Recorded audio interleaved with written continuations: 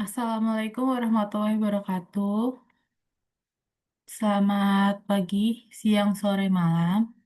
Perkenalkan, nama saya Izatunisa dan di sini saya akan menjelaskan tentang eksam saya yaitu pekerjaan layak dalam ancaman menyoroti ketidakseimbangan bekerja dan gaji sebagai tantangan implementasi SDG 8. Saya Izatunisa dengan NIM 27024135536. Pada presentasi kali ini, saya akan membahas 5 pembahasan. Yang pertama adalah latar belakang masalah, yang kedua rumusan masalah, yang ketiga hasil temuan, yang keempat rancangan solusi, lalu yang terakhir adalah refleksi pribadi. Yang pertama, latar belakang masalah. Nah, di sini kita membahas tentang SDGs nomor 8, yaitu yang menekankan pentingnya pertumbuhan ekonomi yang inklusif serta pekerjaan yang layak bagi semua. Tapi sekarang kondisinya itu banyak pekerjaan yang menghadapi tantangan yaitu berupa ketidakseimbangan antara beban kerja dan juga gaji akibat digitalisasi dan perubahan sistem kerja. Lalu fenomena seperti lembur tanpa konsep kompensasi dan juga tekanan kerja tinggi tanpa penyesuaian gaji menyebabkan penurunan kesejahteraan pekerja. Nah, keseimbangan ini itu juga tidak berdampak pada individu saja, tapi juga menghambat tercapainya pekerjaan layak dan pertumbuhan ekonomi yang berkelanjutan. Lalu untuk rumusan masalah pada pembahasan kali ini adalah bagaimana ketidakseimbangan beban kerja dan upah menjadi penghambat utama dalam mewujudkan pekerjaan layak atau decent work sesuai dengan prinsip SDG 8. Lalu yang kedua adalah apa yang dapat dilakukan untuk meningkatkan kesadaran serta mencari solusinya.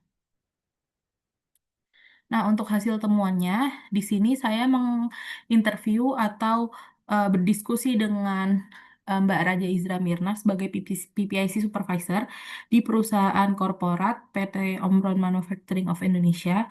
Nah, hal yang didapat dari interview tersebut adalah pada perusahaan korporat multinasional yang di PT Omron itu beban kerja sudah sesuai dengan job description dari HRD. Nah, lembur untuk pekerjaan itu juga jarang, hanya dalam pada kondisi mendesak saja. Lalu untuk komunikasi lewat email atau chat hanya saat jam kerja, hanya beberapa kali di luar jam kerja jika ada urgensi. Lalu untuk gaji dinilai sebanding dengan tanggung jawab dan jam kerja. Lalu yang terakhir beban emosional seimbang karena struktur manajerial yang baik. Lalu untuk hasil temuan di dalam hal-hal yang perlu diperbaiki adalah yang pertama, terdapat serikat pekerja, tapi komunikasi dengan karyawannya itu kurang intens, jadi tidak ada brainstorming apa yang bisa disampaikan dari karyawan ke eh, serikat pekerja itu kurang. Lalu untuk yang kedua adalah keluhan biasanya disampaikan ke atasan langsung atau ke HRD, tapi actionnya itu masih kurang jelas. Nah, jadi seperti tidak tersampaikan dengan baik gitu. Lalu untuk yang terakhir adalah perlunya peningkatan pada jumlah cuti dan peran kerja aktif serikat pekerja.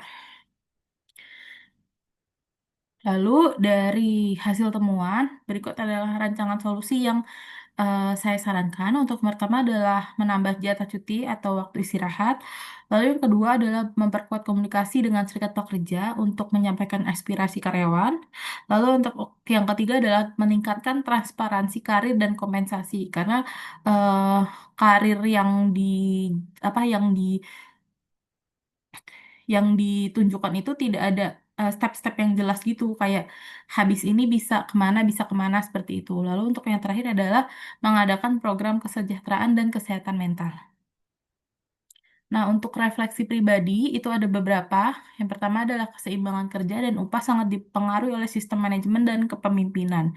Jadi, semua itu bergantung pada upahnya tuh sesuai dengan beban kerja atau tidak. Lalu untuk sistem manajemen dan kepemimpinannya itu sudah benar atau tidak. Lalu untuk kedua adalah pekerjaan layak bukan hanya soal gaji, tapi juga lingkungan kerja yang sehat. Lalu yang ketiga, transparansi dan keadilan dan dalam kompensasi meningkatkan rasa dihargai. Jadi jika transparansi dan keadilan atau gajinya sesuai dengan beban kerja yang diberikan, karyawan itu dapat merasa seperti dihargai dan performa kerjanya itu akan semakin meningkat. Sehingga hal tersebut dapat meningkatkan performa perusahaan dan juga dengan meningkatkan performa perusahaan itu juga dapat berdampak ke ekonomi nasional. Lalu yang terakhir adalah serikat pekerja perlu diperkuat agar aspirasi karyawan tersampaikan. Ada lagi, kesejahteraan mencakup penghasilan, rasa aman, dan keseimbangan emosional. Lalu, pentingnya menciptakan lingkungan kerja yang adil dan juga manusiawi. Sekian presentasi dari saya. Apabila ada salah kata dan kurang, mohon maaf. Terima kasih.